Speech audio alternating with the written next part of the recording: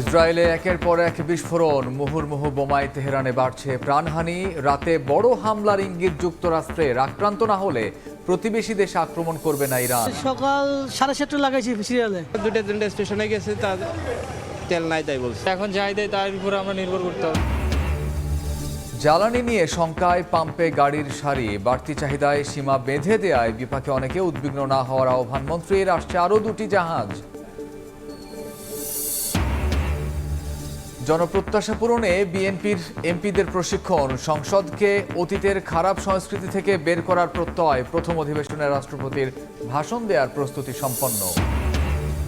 অপমান থেকেই নরসিংদীতে ধর্ষণের শিকার কিশোরীকে হত্যা করেন সৎ বাবা। দায় চাপান ধর্ষকদের ওপর। আদালতে স্বীকারোক্তিমূলক জবানবন্দি। এবং ছুটির দিনে সকাল থেকেই জমজমাট ঈদ কেনাকাটা। বিপণী বিতানে ক্রেতার ভিড়। প্রাধান্য পাচ্ছে আরামদায়ক পোশাক ও জুতা। দিনভর ভালো বিক্রির আশা।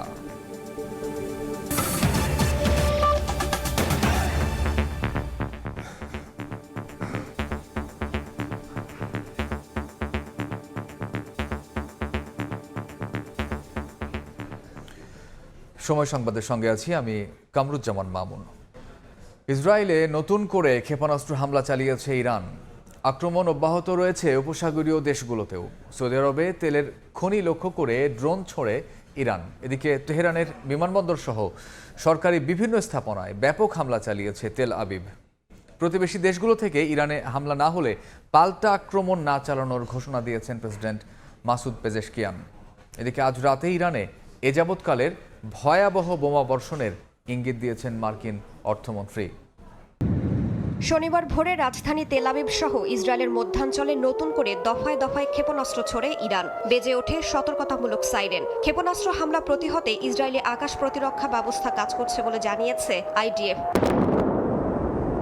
হামলা অব্যাহত রয়েছে কাতার, বাহরাইন, সৌদি আরব সহ উপসাগরীয় দেশগুলোতেও। তেল ক্ষেত্র ও বিমান ঘাঁটিতে ড্রোন ও ক্ষেপণাস্ত্র হামলা ঠেকানোর দাবি করেছে সৌদি আরব। ইরাকের বাগদাদে সামরিক বিমানবন্দরেও ড্রোন হামলা হয়েছে। জর্ডানের আকাবা শহরের আকাশসীমায় ক্ষেপণাস্ত্র প্রতিহতের দাবি করা হয়েছে। তবে প্রতিবেশী দেশগুলো থেকে হামলা না হলে ইরান সেখানে পাল্টা আক্রমণ চালাবে না বলে ঘোষণা দিয়েছেন প্রেসিডেন্ট মাসুদ পেজেশকিয়ান। দেশটির অন্তর্বর্তী নেতৃত্ব পরিষদ এই সিদ্ধান্ত নিয়েছে বলে জানান তিনি। গত কয়েকদিন হামলা চালানোর জন্য ক্ষমা চেয়েছেন পেজেশকিয়ান। এদিকে ইরানের আক্রমণের জবাবে দেশটিতে ব্যাপক হামলা চালিয়েছে ইসরায়েল যুক্তরাষ্ট্র। ইরানের বিমানবন্দর মেহরাবাদে নতুন করে হামলা চালানো হয়েছে। স্থানীয় সময় শুক্রবার হোয়াইট হাউসে আয়োজিত এক অনুষ্ঠানে ইরানের যোগাযোগ ব্যবস্থা ধ্বংসের দাবি করেন মার্কিন প্রেসিডেন্ট ডোনাল্ড ট্রাম্প। তাদের সেনাবাহিনী কার্যত ধ্বংস হয়ে গেছে। তাদের নৌবাহিনী নেই, যোগাযোগ ব্যবস্থা ধ্বংস, তাদের নেতারাও নেই। নেতৃত্বের 2 ধাপ ইতিমধ্যেই শেষ হয়ে গেছে। এখন তারা 3য় স্তরের নেতৃত্বে নেমে এসেছে। তাদের বিমান বাহিনী সম্পূর্ণভাবে ধ্বংস হয়ে গেছে। এমন উত্তপ্ত পরিস্থিতির মধ্যেই ইরানে এ যাবৎকালের সর্ববৃহৎ বোমা হামলার ইঙ্গিত দিয়েছেন মার্কিন অর্থমন্ত্রী। ইসরায়েলে জরুরি অস্ত্র বিক্রির অনুমোদনও দিয়েছে ওয়াশিংটন। আমাদের সবচেয়ে বড় বোমা অভিযান হবে এবং আমরা ইরানের ক্ষেপণাস্ত্র লঞ্চারের ওপর সর্বাধিক ক্ষতি করার পরিকল্পনা করছি। তেল আবিব ওয়াশিংটনের যৌথ হামলায় তেহরানে বেড়েই চলেছে প্রাণহানি। শুক্রবার জাতিসংঘ নিরাপত্তা পরিষদে ইরানের রাষ্ট্রদূত অভিযোগ করেন দেশ দুটি জনবহুল বেসামরিক এলাকায় এবং অবকাঠামোতে হামলা চালাচ্ছে। এদিকে লেবাননেও অব্যাহত রয়েছে ইসরায়েলি হামলা। রাইসা জান্নাত, সময় সংবাদ। জ্বালানির মজুত নিয়ে শঙ্কায় ফিলিং স্টেশনে গাড়ির দীর্ঘ সারি।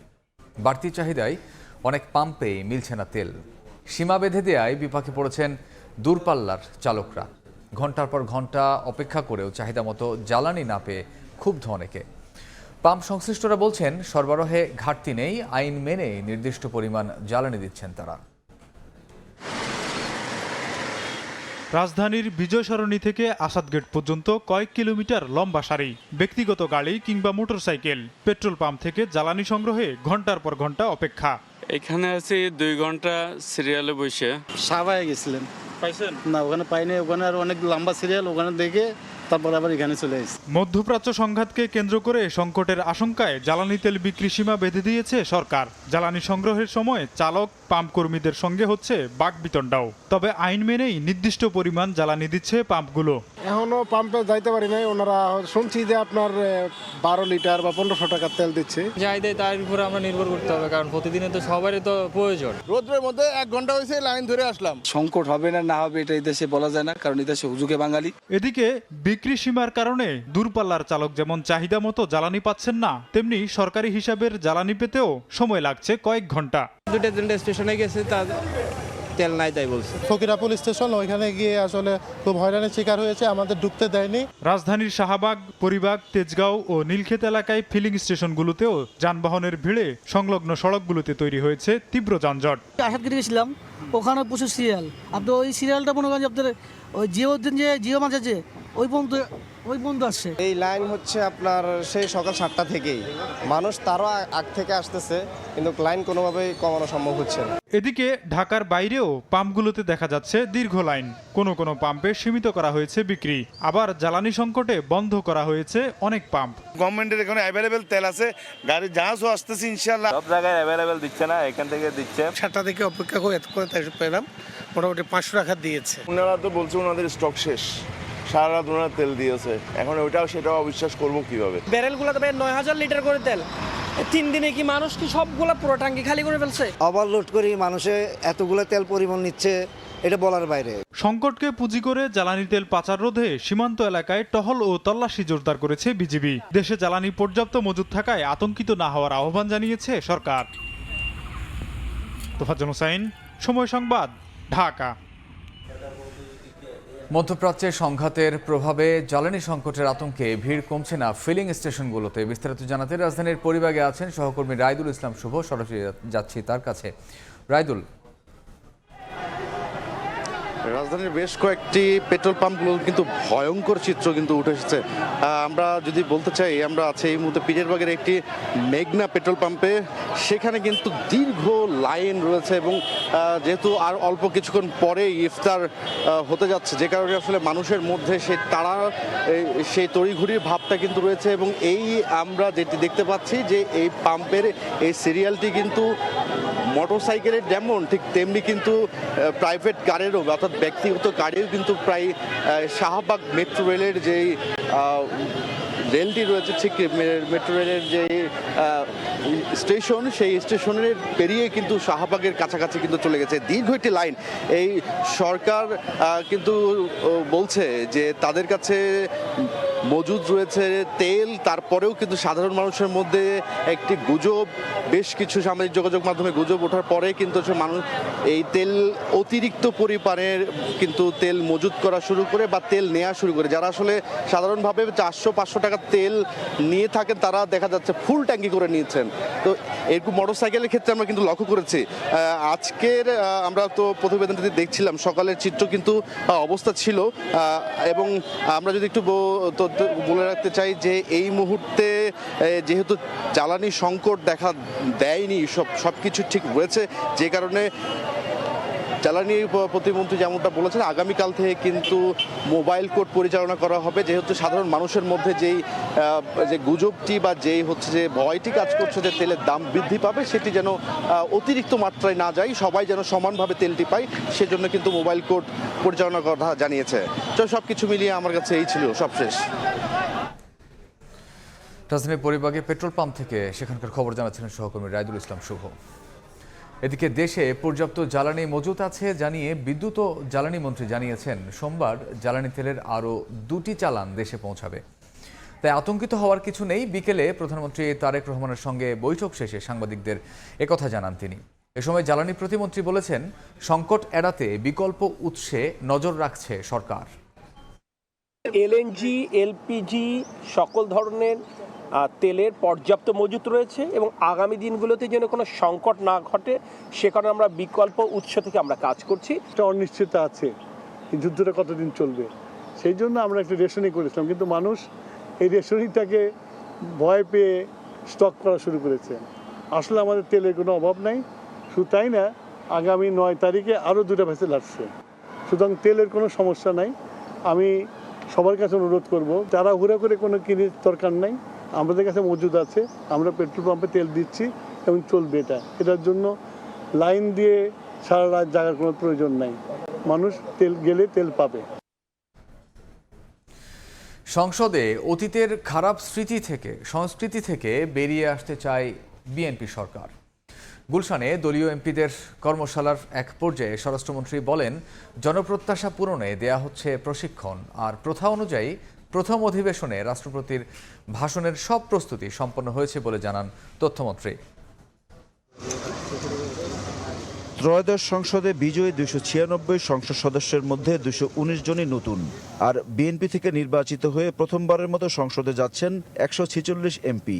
সংসদের কার্যপ্রণালী ও বিধিবিধান সম্পর্কে ধারণা দিতে 2 দিনের কর্মশালার শেষ দিনে অংশ নেয় ঢাকা, ময়মনসিংহ ও ফরিদপুর বিভাগের এমপিরা। সকল মাননীয় সংসদ সদস্য প্রশিক্ষণের এক পর্যায়ে স্বরাষ্ট্রমন্ত্রী সালাউদ্দিন আহমদ বলেন, পুরনো সংস্কৃতি থেকে বের হয়ে আসতে চায় বিএনপি সরকার। ভবিষ্যৎ পার্লামেন্ট সেশন দেখে জাতি অনেকটা আশ্বস্ত হবে যে এইরকম একটি পার্লামেন্ট তারা দেখতে চেয়েছিলেন, যাতে অতীতের ব্যাড কালচার যেগুলো হয়েছে, যেগুলো ব্যাড প্রেসিডেন্ট সৃষ্টি হয়েছে পার্লামেন্ট সম্পর্কে এবং মানুষের যে নেতিবাচক ধারণা সৃষ্টি হয়েছে, এগুলো সব মানুষের মন থেকে আমরা মুছে দেবো ইনশাআল্লাহ। আমরা একটা ভালো পার্লামেন্টারি প্র্যাকটিস আমরা সৃষ্টি করব এবং তার মাধ্যমে নজির স্থাপন করব, আর জাতির জন্য আমরা বেস্ট কন্ট্রিবিউশন যাতে করতে পারি এই পার্লামেন্টের মধ্য দিয়ে সেই চেষ্টা করছি। বিএনপি একটি কার্যকর সংসদ উপহার দিতে চায় উল্লেখ করে নতুন এমপিরা বলেন, জনগণের প্রত্যাশা অনুযায়ী কাজ করতে প্রতিশ্রুতিবদ্ধ তারা।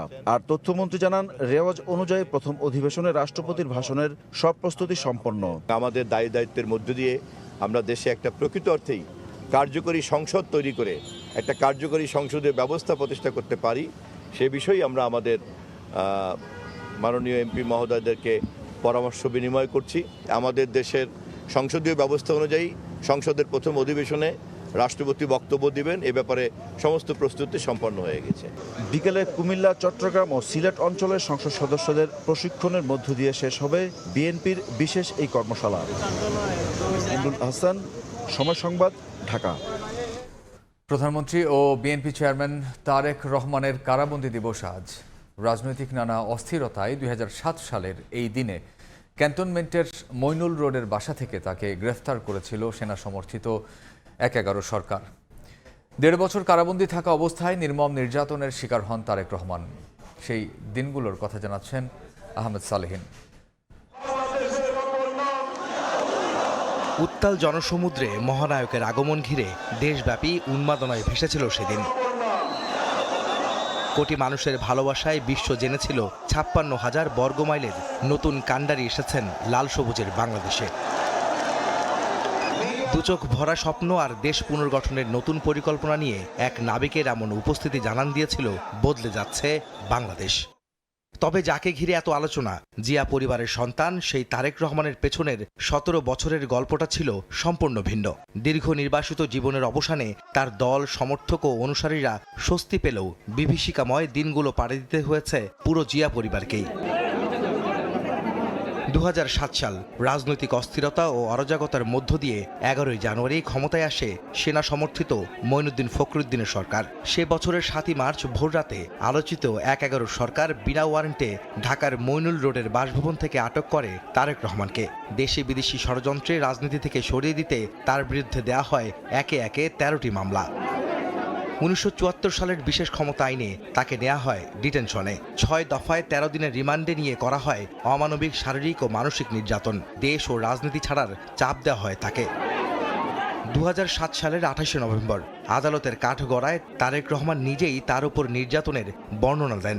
বারবার রিমান্ডের নামে নির্যাতনের এক পর্যায়ে শারীরিক অবস্থার অবনতি হলে 2008 সালের 31 জানুয়ারি পিজি হাসপাতালের প্রিজন সেলে ভর্তি করা হয় তাকে। চিকিৎসকদের দেয়া মেডিকেল রিপোর্টে বলা হয়, নির্যাতনে তারেক রহমানের মেরুদণ্ডের 2টি হাড় ভেঙে গেছে, বেঁকে গেছে কয়েকটি হাড়, কমেছে মেরুদণ্ডের 33টি হাড়ের দূরত্ব। চোখ ও হৃদযন্ত্রের নানা সমস্যার কথা উল্লেখ করা হয় সেই রিপোর্টে। স্বাস্থ্যের অবনতি হতে থাকলে রাজপথে আন্দোলনের চাপে 1-11 সরকার মুক্তি দিতে বাধ্য হয় তারেক রহমানকে। 2008 সালের 3রা সেপ্টেম্বর জামিন পান তিনি।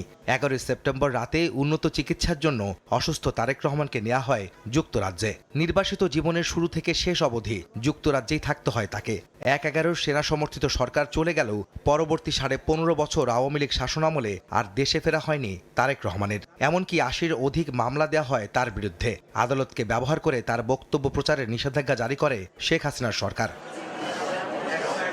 এর মাঝেই হারাতে হয় ছোট ভাই আরাফাত রহমান কোকোকে। ষড়যন্ত্রমূলক মামলায় 2018 সালে বন্দী করা হয় মা বেগম খালেদা জিয়াকে। বন্দী অবস্থায় নানা রোগে আক্রান্ত হন বেগম জিয়া। তাকে বঞ্চিত করা হয় উন্নত চিকিৎসা থেকে। 2024 সালের জুলাই অভ্যুত্থানে শেখ হাসিনা দেশ ছেড়ে পালিয়ে গেলে নতুন করে দেশ গড়ার স্বপ্ন নিয়ে 2025-এর শেষে দেশে প্রত্যাবর্তন করেন জিয়া পরিবার ও বিএনপির কাণ্ডারি তারেক রহমান।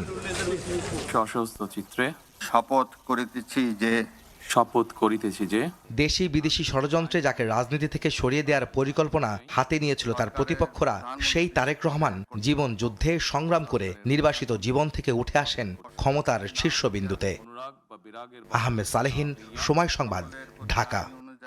ঐতিহাসিক 7 মার্চ আজ বাঙালি জাতির স্বাধীনতা সংগ্রাম ও মুক্তিযুদ্ধের ইতিহাসে এক অনন্য দিন।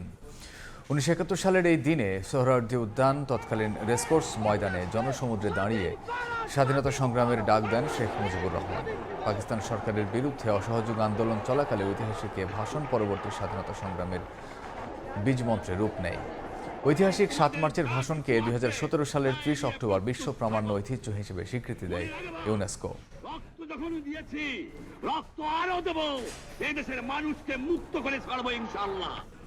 অবৈধ খাল দখলদার ও আশ্রয় প্রশ্রয়দাতাদের কাউকেই ছাড় না দেওয়ার হুঁশিয়ারি দিয়েছেন নৌপরিবহন প্রতিমন্ত্রী হাবিবুর রশিদ হাবিব।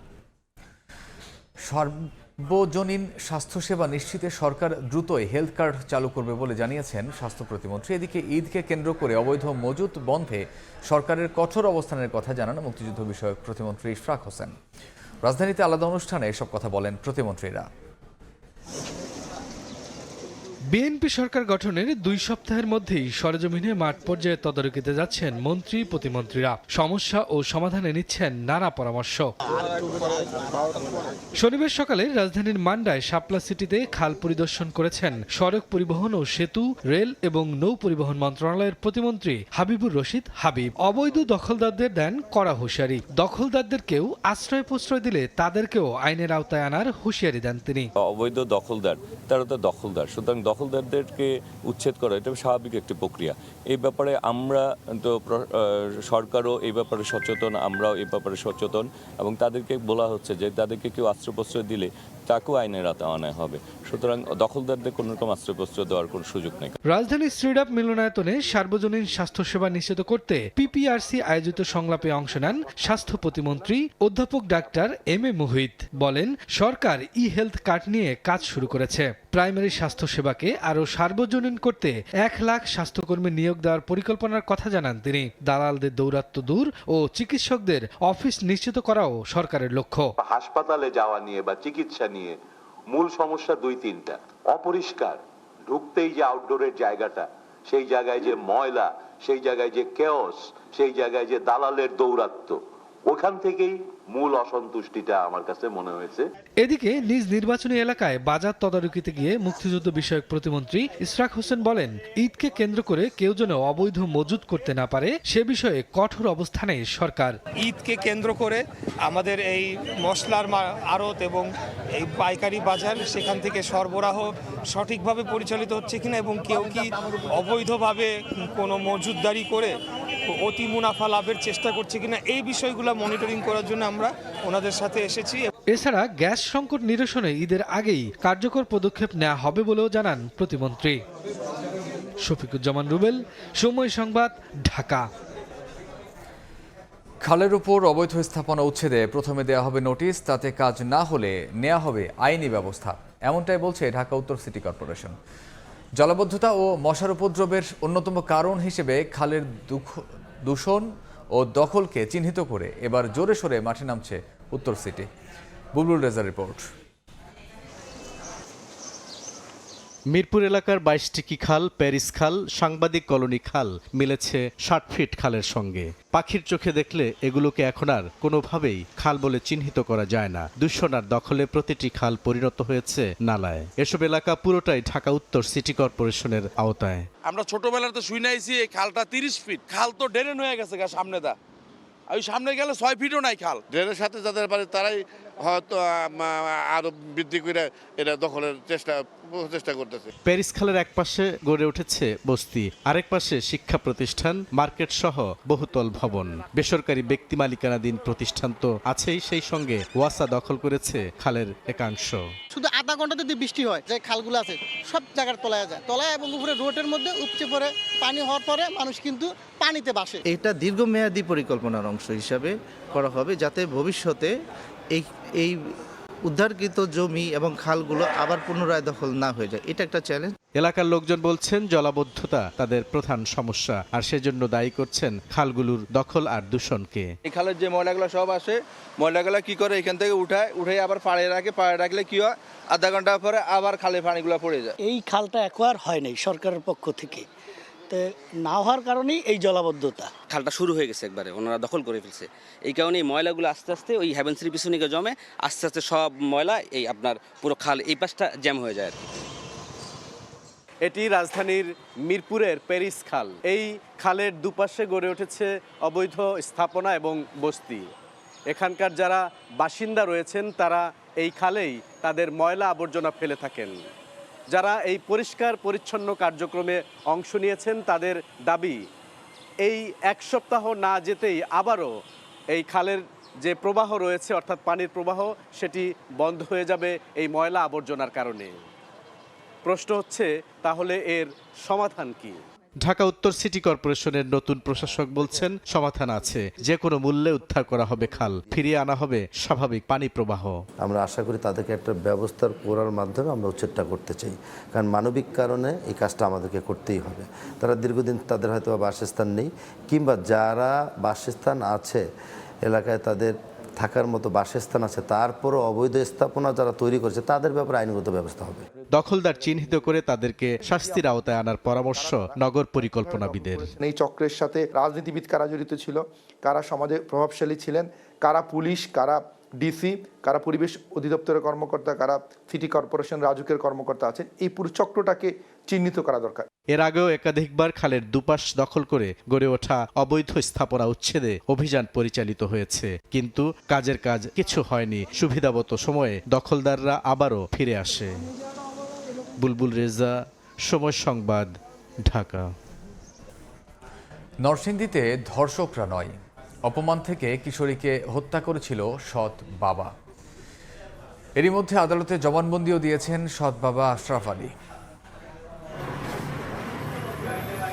নরসিংদীতে কিশোরীকে ধর্ষণ ও হত্যার ঘটনা নিল নতুন মোড়। ধর্ষকেরা নয়, সৎ বাবাই খুন করেন মেয়েকে। শনিবার দুপুরে সদর থানায় সংবাদ সম্মেলনে এ তথ্য জানান পুলিশ সুপার। বৃহস্পতিবার বিকেলে মাধবদী থেকে সন্দেহের তালিকায় থাকা সৎ বাবা আশরাফ আলীকে জিজ্ঞাসাবাদের জন্য থানায় নেওয়া হয়। এই সময় বেরিয়ে আসে চাঞ্চল্যকর তথ্য। 10 ফেব্রুয়ারি মেয়েটি ধর্ষণের শিকার হওয়ার পর বিচারসহ নানা কারণেই সৎ মেয়ের উপর ক্ষিপ্ত হওয়ার কথা জানান আশরাফ আলী। অপমান থেকে বাঁচতে হত্যার পরিকল্পনা করেন তিনি। 25 ফেব্রুয়ারি মাধবদীর দড়িকান্দি এলাকার একটি সরিষা ক্ষেতে মেয়েকে নিয়ে গিয়ে শ্বাসরোধ করে হত্যা করেন। পরে ধর্ষণে অভিযুক্ত নূর মোহাম্মদ নুরা সহ অন্যদের হত্যার ঘটনায় ফাঁসানো হয়। তার মেয়ের স্বভাব চরিত্র ভালো ছিল না, সে বিভিন্ন অসামাজিক কার্যক্রমে জড়িত ছিল বলে সে বিভিন্নভাবে সে বিরক্ত ছিল, তার প্রতি অ্যানয়েড ছিল এবং সে সামাজিকভাবে হেয় প্রতিপন্ন হচ্ছিল। বিধায় সে একাই সে প্ল্যান করে যে মেয়েটাকে সে মেয়ের দুনিয়া থেকে সরে দিবে। এর আগে কিশোরীকে ধর্ষণের পর হত্যার মামলায় নূর মোহাম্মদ নুরা সহ 9 জনের বিরুদ্ধে মামলা করা হয়। গ্রেফতার করা হয় 8 জনকে। তারা এখন 8 দিনের রিমান্ডে আছেন। সময় সংবাদ, নরসিংদী। মধ্যপ্রাচ্যের সংঘাতে এখন পর্যন্ত বাতিল হয়েছে 286টি ফ্লাইট। প্রবাসী কল্যাণমন্ত্রী আরিফুল হক চৌধুরী জানিয়েছেন, ফ্লাইট বাতিলের কারণে দেশে আটকে পড়া প্রবাসীদের ভিসার মেয়াদ শেষ হলেও সহায়তা দেবে সরকার। সকালে সিলেটে মন্ত্রী আরও জানান, প্রবাসীদের সহায়তায় খোলা হয়েছে হটলাইন।